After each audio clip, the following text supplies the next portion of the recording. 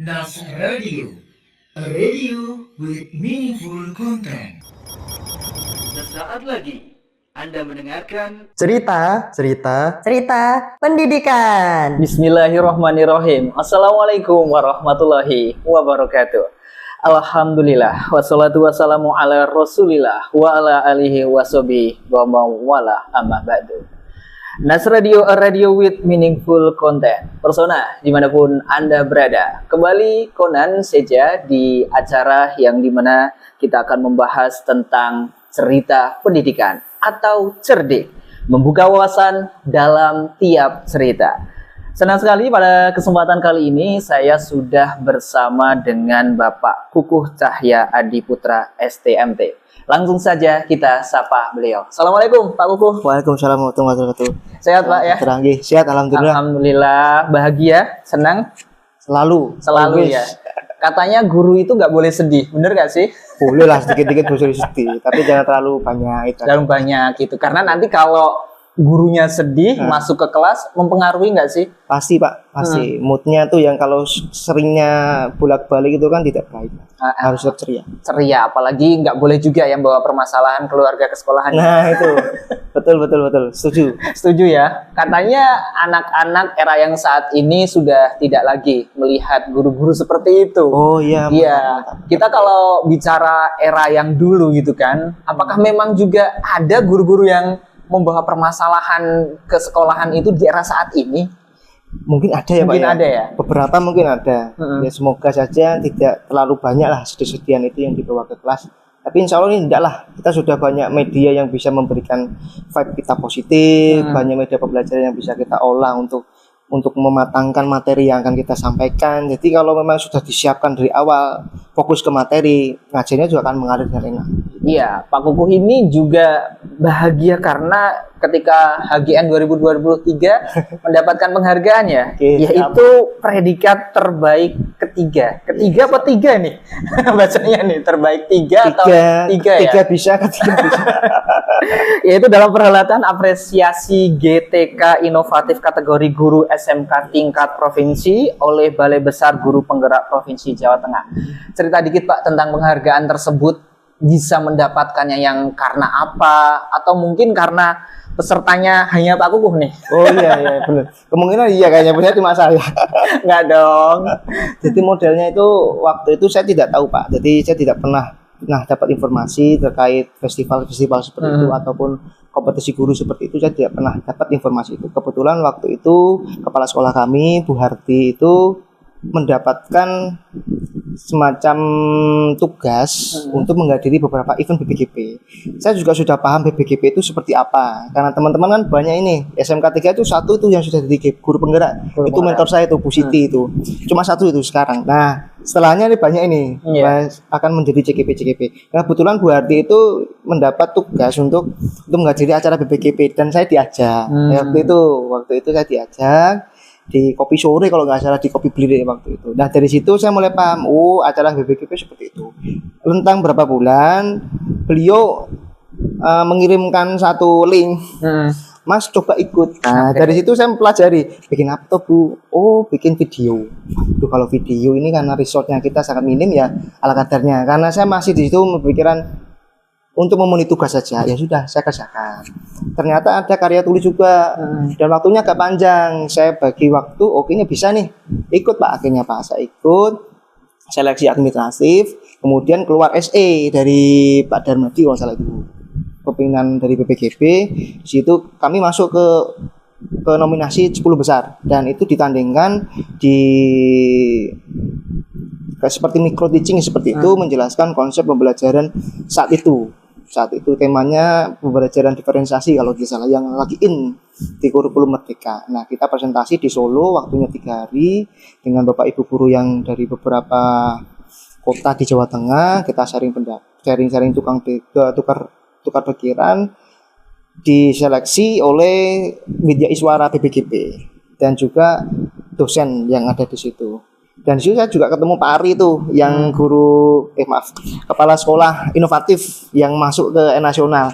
Sebetulnya itu lebih tepatnya Pak Andika nih yang duduk di sini Pak. Pak Andika yang juara 1, kemudian Pak Aris Abadi yang Tengaran itu sangat cocok sekali ya, mungkin karena memang rezekinya saya di sini, nggak apa-apa saya jelaskan. Jadi 10 besar itu kami presentasi ada kurang lebih 15 menit Pak, dan alhamdulillahnya ketika pengumuman terbaik itu dapat di nominasi ketiga. Yang nomor satu pertama itu lolos ke nasional, ditandingkan gitu, dia mewakili Jawa Tengah, kira-kira gitu Pak singkatnya. Karya tulis waktu itu buat buku itu kah atau karya tulis apa nih yang di kalau karya tulisnya itu seputar best practice yang kita buat di kelas ya. Gitu. Jadi di situ saya mengangkat tema itu karena saya itu murni Pak, artinya bukan dari pendidikan keguruan. Jadi saya mengajar pedagogis. Saya mengajari kelemahan saya itu di pedagogisnya. Teori pembelajaran, metode, semuanya saya lemah. Artinya saya coba perdalam di situ. Di situ saya punya program di setiap hari Jumat itu kita berikan sebuah wahana rekreasi. Kita praktik Pak 2 minggu full. 2 minggu full dalam 1 bulan waktu itu. Pernah sebulan tuh full kita praktik dalam artian jam produktif. Nah di situ kan pasti ada titik jenuh dari siswa. Dan saya mencoba untuk mengadakan 1 hari saja kita berikan branding untuk supaya semangat saja, disebutnya Jumat Berbagi. Nah kita punya 5 wahana rekreasi di situ. Jadi semua full kita bermain, benar-benar meluapkan kegembiraan, kesedihan. Sampai pernah ada siswa yang menangis karena saya punya program speak up. Jadi tiap hari Jumat saya tawarkan, sebelum hari Jumat, hari Kamis itu saya tawarkan besok kita program speak up, mau stand up komedi, mau kisah lucu, mau kisah unik romansa cintamu, boleh, atau motivasi, atau kamu cari cerita yang memotivasi orang lain. Itu buahnya itu, dan buahnya problem ternyata dari saya yang tidak tahu, ternyata siswa ini punya background seperti ini, siswa ini punya permasalahan seperti ini, dan siswa itu tertarik di bidang ini. Jadi kita paham, dan program ini speak up ini sangat ditunggu tuh. Dan di situ tidak ini Pak, tidak membatasi topik yang harus seperti ini, pendidikan tuh enggak. Yang penting tidak ada unsur sara, kejelekan dan sebagainya. Speak up, kemudian teka-teki sulit. Kalau jenengan pernah melihat waktu Indonesia bercanda, nah saya kemarin seperti itu. Oh gitu ya. Jadi saya sebagai calon tongnya, meskipun bukan calon tong di situ. Bikin jengkel juga. Bikin jengkel juga. Jadi tujuannya itu adalah kalau kamu sudah marah jengkel, berarti kamu bisa menjawab ini. Itu aja. Jadi, kuncinya ya.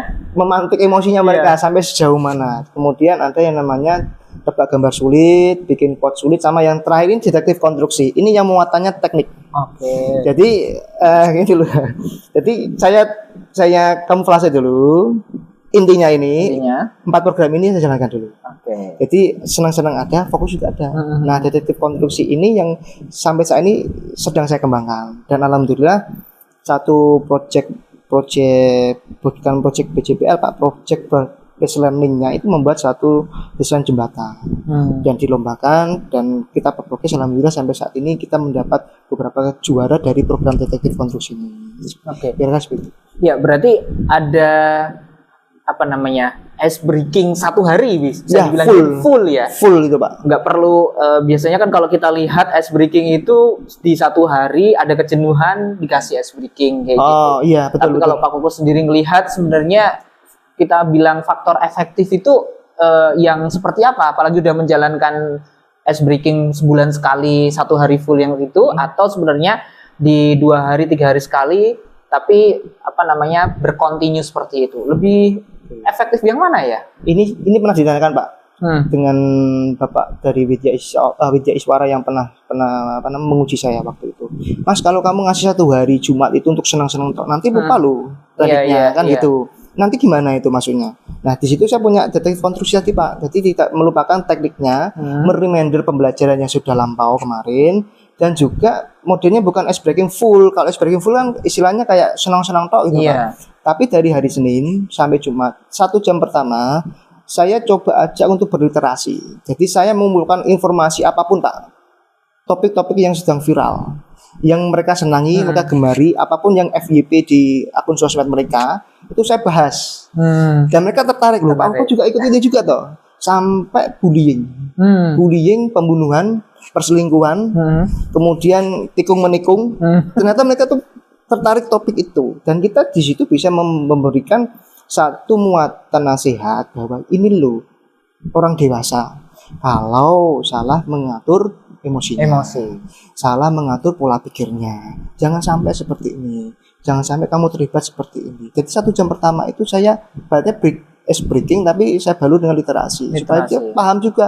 Oh macam-macam Pak, ada yang suka bola, saya bahas bola. Waktu itu final Liga Champions ini yang timnya Madrid mana, saya latih-latihkan dengan siswa. Jadi 1 jam setiap hari saya juga selalu untuk memasukkan poin literasi tadi. Jadi ice breaking yang efektif tentunya tidak satu hari itu toh, tapi tiap hari, dan yang topik ini itu yang harus kita bicarakan supaya mereka paham dunia luar, tidak di sekolah. Berarti Pak Kuku juga konsepnya hampir sama nih, dalam artian ketika anak didik itu udah nyaman, ya betul Pak, nanti apa yang disampaikan itu bisa diterima dengan baik ya. Betul. Itu saya lihat juga tidak begitu banyak dilakukan, dalam artian tugasnya guru, mohon maaf kalau salah gitu kan, nyampaikan ini itu dan sebagainya. Entah bagaimana ketika itu anak ini mempunyai beban dan lain sebagainya. Penting nggak sih menurut Pak Kuku tuh kita mengetahui, apalagi dengan pemahaman diferensiasi yang dimana kita harus mengayomi dan juga mengetahui satu dengan yang lainnya. Walaupun mungkin agak berat ya. Betul Pak. Tapi ini tugas dari guru ya. Betul. Bagaimana Pak Kuku melihat hal tersebut gitu? Apakah memang yang penting dah kita sampaikan aja, atau kita urai, atau mungkin secara global seperti tadi Pak Kuku bilang dibuat nyaman terlebih dahulu satu kelas? Gini Pak, saya punya guru sudah almarhum Pak D. Prigs, itu guru tulis saya. Di situ beliau menyebutkan bahwa kita sebagai pendidik, guru itu jangan mudah menolong. Murid jangan mudah menyerah. Saya berpaham konsep di situ. Itu kalau salah ditafsirkan, kita nanti akan terlalu mudah bersikap tegas. Tapi kalau itu terlalu dilunakkan, kita akan diabaikan oleh siswa. Kemudian seperti itu. Artinya diferensiasi dari kalimat itu adalah kita harus paham betul mana yang layak ditolong, mana yang belum. Bukan tidak ditolong, mana yang layak, mana yang belum. Dan di situ kita bisa melihat dari situasi kelas. Mana yang tertarik dengan pembelajaran kita, mana yang fokus kepada passionnya dia, itu kita bisa tarik Pak. Saya pernah ditegur ini waktu masih keras, terlalu keras menafsirkan kalimat dari beliau ini. Di situ saya punya rasa idealisme bahwa siswa itu target untuk pencapaian pembelajaran nilainya segini. Dan kalau enggak ya sudah enggak tercapai. Dan saya ditegur Pak, akhirnya kok enggak bisa katakan. Kenapa? Masalahnya apa kamu nggak bisa ngajar? Itu saya pernah ditegur oleh kepala sekolah. Dan di situ saya mulai berpikir, atau ternyata saya ini salah paham dengan siswa tersebut. Kenapa kok dia nggak bisa mengejar itu? Modelnya ternyata setelah saya ajak speak up tadi Pak, dia ngomong, saya paksa untuk ngomong. Awalnya itu saya paksa. Awal dia mulai seneng ngomong itu langsung dapat kliknya. Oh ternyata dia punya background seperti ini. Dia pengennya dulunya di sini, tapi kok di sini. Artinya saya tidak bisa memaksa. Kalau memang tidak suka dengan konstruksi, saya coba carikan mana passionmu. Nah itu yang namanya diferensiasi di situ Pak. Tapi dengan koridor, tetap guru jangan mudah menolong, murid jangan mudah menyerah. Artinya jiwa kesatria, jiwa tempurnya mereka tetap harus diasah sejak sekarang. Oke, nah kita tahu bahwa anak itu sebenarnya setiap individu mempunyai satu kesukaan ataupun juga yang bisa dibilang satu passion yang dimana kita bisa tahu, bisa timbulkan dan lain sebagainya. Dan juga dalam pengalaman beberapa tahun ini juga akhirnya anak tersebut bisa hadir secara utuh dan akhirnya bisa belajar. Menurut Pak Kuku sendiri ini permasalahan apalagi berkaitan tentang background keluarga, permasalahan ekonomi yang dimana setiap individu anak satu dengan yang lainnya berbeda. Nah, untuk menyikapi hal-hal tersebut sebenarnya langkah praktis apa yang menurut Pak Kuku itu kita bisa lakukan sebagai seorang guru gitu? Oke Pak, jadi mendistraksi pikiran-pikiran yang negatif dari rumah, supaya dia dibawa ke sekolah, kan intinya itu. Jadi kemarin saya mengikuti ajang festival guru Pak. Di situ ada yang namanya pembelajaran yang saya dapat dari kegiatan tersebut. Menurut hemat saya, cara mudah menyerap ilmu itu harus memiliki dua sifat. Yang pertama interest, yang kedua attention. Dan interest attention ini dia ada dalam satu indikasi ketika anak itu antusias. Itu saja dulu Pak, itu saja. Dan kita sebagai orang tua pernah nggak sesekali kita nanya ke anak-anak, Dek, Mas, Nang, Le, gitu ya, Mbak, di sekolah gimana tadi? Itu dulu pernah ditanyakan orang tua saya, Pak. Iya. Dan saya menjawab sekenanya. Oh, biasa aja. Iya. Artinya mereka kehilangan antusiasme. Kan seperti itu, Pak. Dan kalau dia sudah kehilangan, pasti tidak ada membran yang memfilter, menyekat antara masalah sekolah dengan masalah rumah. Kan intinya gitu, Pak. Dan di situ saya berusaha betul membalikkan pertanyaan orang tua tadi. Ketika ditanya, ya, oh Pak, tadi gurunya ini kok Pak, masih kok Pak, ini enak Pak, tugasnya banyak tapi kok tetap santai Pak, saya Pak, tidak tertekan, gurunya enak dan sebagainya. Itu yang saya coba terapkan, Pak. Artinya saya mencoba membranding diri saya itu agar bisa menarik oleh siswa itu.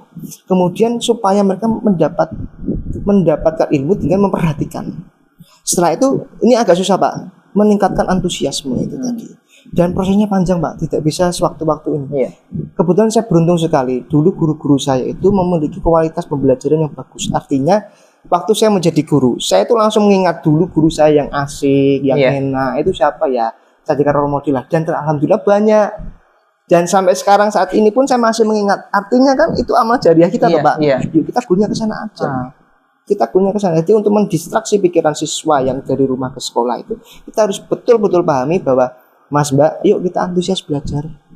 Yuk kita antusias untuk saling bertegur sapa. Karena yang paling mahal sekarang itu ada bertemu, Pak. Iya. Bertemu dan bertegur sapa. Dengan belajar secara online, media online, itu pasti akan lambat laun akan ya biasa. Tapi kalau kita ketemu orang, vibe-nya nular, auranya nempel, berkahnya kalau dengan salaman itu juga dapat. Itu yang harus kita gaungkan terus, karena siswa ini kan selalu nunduk. Fenomena pubbing itu penting sekali, itu kalau harus kita garis bawahi. Topik saya yang kemarin di HKT itu untuk mereduksi pubbing itu tadi, supaya mereka letakkan HP, fokus kepada guru. Dan saya sering menanyakan, Mas Mbak, kalau untuk menjelaskan, Bapak nggak menjelaskan lama-lama, kok 20 menit aja, tolong HP-nya letakkan dulu, main game letakkan dulu. Itu pun juga banyak tantangannya Pak, susah banget ngelepas HP itu, susah banget. HP itu udah nyawanya ya, bisa dibilang seperti itu. Jadi kalau nggak pegang HP, nggak apalagi ngegame dan sebagainya, itu suatu hal yang apa ya kayak kita menghirup nafas gitu kan, langsung sesek gitu kan. Nah, betul. Ini juga yang sering juga dihadapi oleh para guru itu kan, dan menjadi pertanyaan saya juga. Anak itu kan setelah tadi pertanyaan pertama, yaitu mempunyai habit kan, kebiasaan yang sudah bertahun-tahun, bahkan 20 tahun yang dibangun, di mana pondasinya dari keluarga. Setelah itu masuk ke sekolahan, kita mengerucut berarti ke SMK lah, SMA itu, ataupun mungkin ke sekolah SMP dan tingkatan yang lain. Itu kan guru lebih memberikan pengajaran yang dimana bisa mempunyai antusias gitu kan. Sementara antusias satu dengan yang lainnya itu harus mempunyai frekuensi yang sama. Gitu kan. Bagaimana cara membuat frekuensi yang sama supaya mereka punya habit yang dimana ini seru, ini asik gitu loh. Seperti contoh, saya lanjutkan sebentar, yaitu Pak Kukuh gitu kan. Kebetulan saya beberapa kali ada kerjasama dan itu mendapat tiket nonton bioskop gratis itu. Saya langsung punya personal branding dari anak-anak. Nanti kalau tiket Pak Konan, nanti dapat tiket gratis. Itu ya, saya nggak apa-apa, yang penting nyaman dulu gitu kan. Nah, kayak gitu. Gimana ini yang tadi kembali pertanyaan frekuensi yang sama, ibarat nyetel radio itu ya sama lah. Kalau beda-beda kan nyeplet sana sini. Gimana Pak Koko? Intinya Pak, jangan menyerah. Pasti di awal itu nyari frekuensi susah. Ya, betul. Ada yang satu connect, satu enggak connect. Satu masuk, satu enggak masuk. Atau satu ini masuk, lambat laun pelan-pelan ke 30 menit di awal langsung hilang lagi. Itu frekuensi di kelas seperti itu Pak. Dasarnya jangan menyerah Pak. Jangan menyerah. Kalau menurut saya itu hal wajar kok. Itu yang harus kita lalui, dan seninya di situ. Guru itu harus menangkap frekuensi-frekuensi keperhatian mereka kepada guru itu tidak terukur. Artinya tidak bisa harus saat ini, nanti jam terakhir, setelah ini, tidak bisa. Kita harus melihat secara emosionalnya. Jadi ada namanya social emotional learning. Itu di HGT saya itu. Jadi saya harus memahami, oh jam segini anaknya tidur, jam segini anaknya nggak mau belajar nih, malas hitung-hitungan. Nah dari situ langsung saya ubah. Oh ketika jam ini dia harus tidur, oh berarti saya harus adakan pretest. Saya harus adakan materi yang menaikkan atau menimbulkan curiosity-nya mereka, ketertarikan mereka.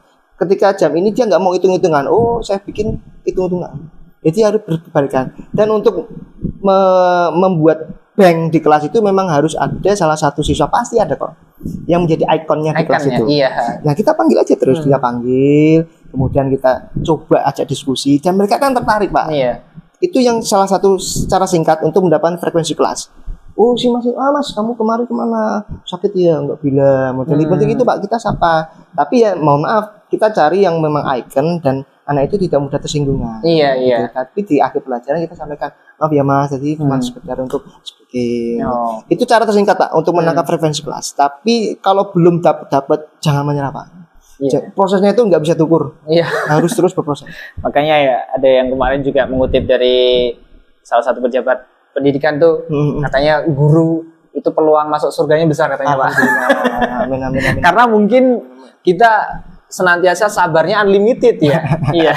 Mau marah, ingat itu deh sebagai spirit, karena memang tadi Pak Kuku bilang bahwa kalau dari jam ini belum bisa, di hari ini. Kalau belum bisa, nanti mungkin di kesempatan lain.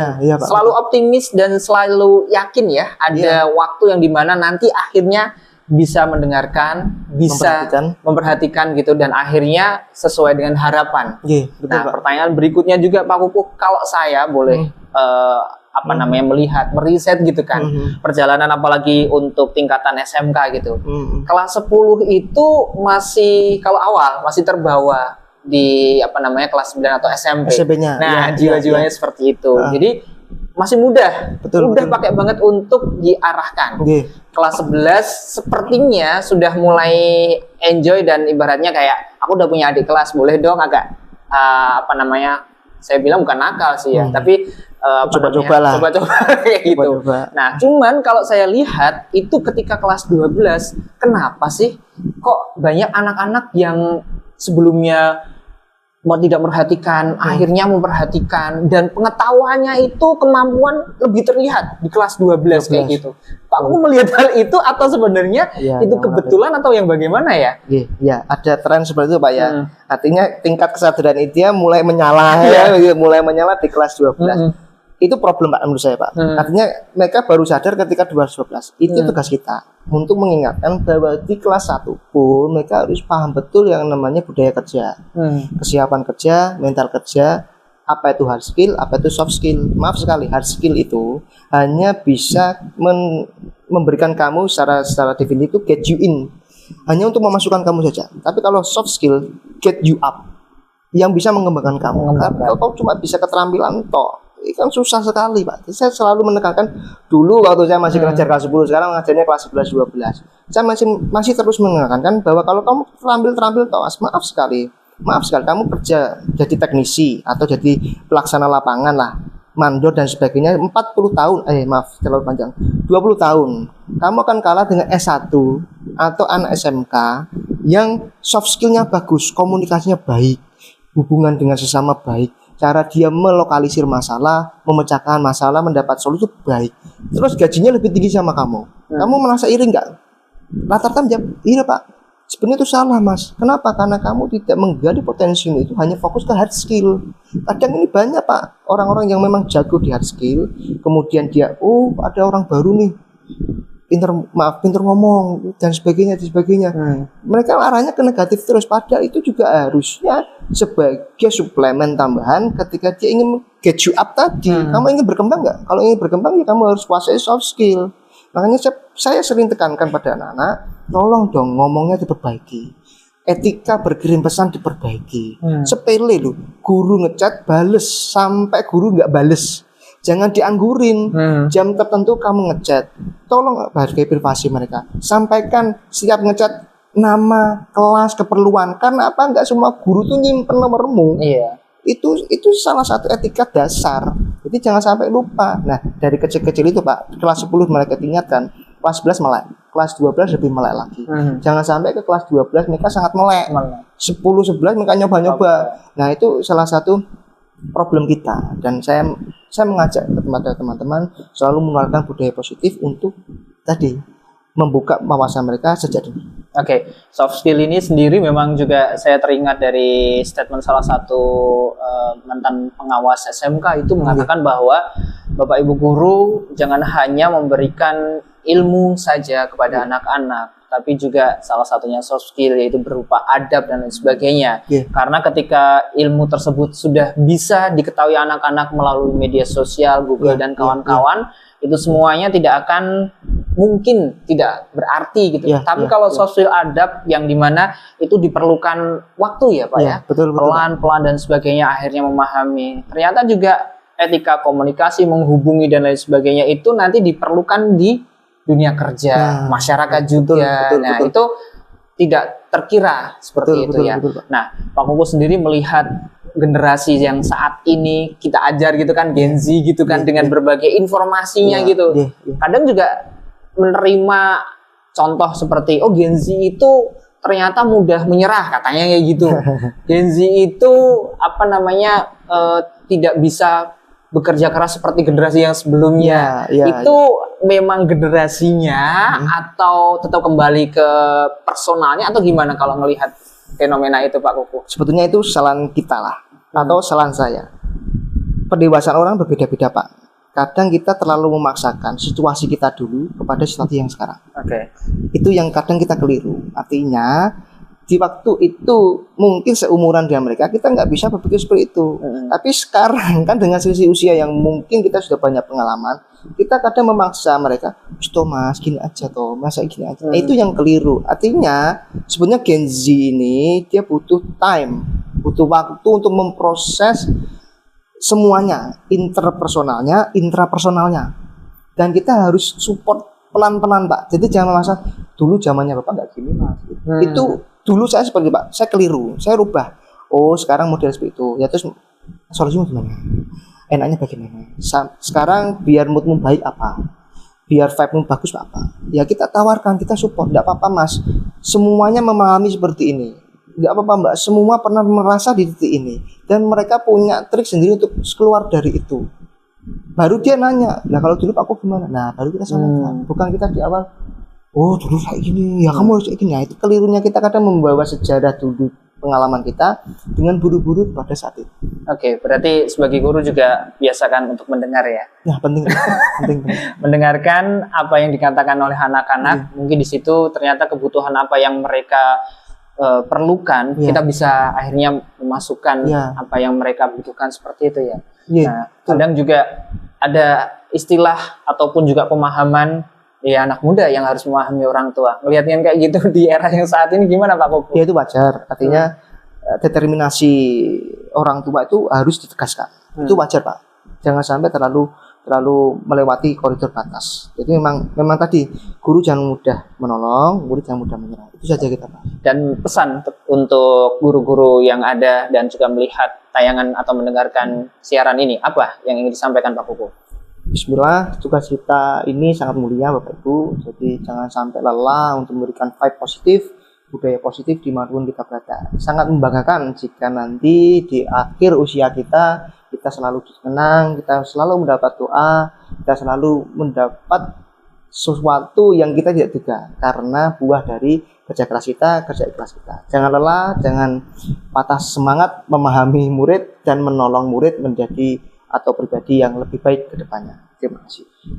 Kata Ki Hajar Dewantoro, anak-anak hidup dan tumbuh sesuai kodratnya sendiri. Pendidik hanya dapat merawat dan menuntun tumbuhnya kodrat itu. Konan saja mengakhiri acara cerita pendidikan. Cerdik, membuka wawasan dalam tiap cerita.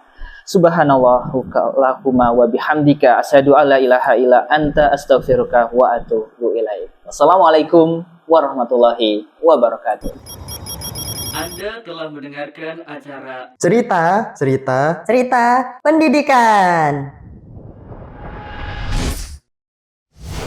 Nas Radio, a radio with meaningful content.